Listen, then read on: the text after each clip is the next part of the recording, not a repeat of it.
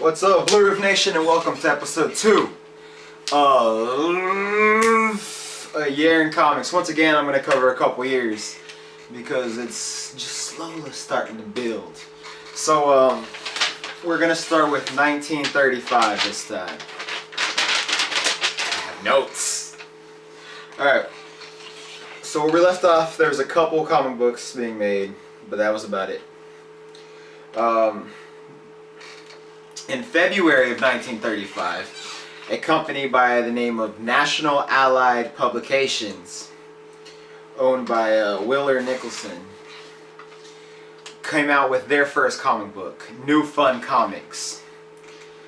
In December of that year, it came out with the second comic book, just New Comics, real creative. But this company is important because this is the company that would go on to become what company? DC Comics, that's right. So without this company, you wouldn't have Batman, Superman, none of that stuff. It would all be nothing. Just how timely is the precursor to Marvel, National Allied Publications is the precursor to DC Comics. And it put out its first book in 35. So 1935 was the birth, kind of DC Comics. In 1936... because 35, that's all it really is. The comic company that would become DC Comics put out 2 comic books. La-di-da. 36, a lot more kind of happens. A company that will become a big player called Dell Comics releases their first comic book. And really, just more and more companies start releasing to the point where by the end of the year, there's 10 comics coming out a month, which... by today's standards, I mean, there's 10 comic books coming out a week, more than 10 comic books coming out a week per company. So, I mean, it's not really a big deal now, but back then, that was like, whoa, where one year you have 2, by the next year you have 10, that's a big explosion of comic books, you know?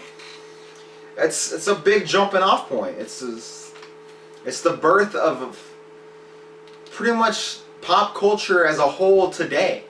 Because it all boils down to comic books. This is the birth of an industry, really, you know?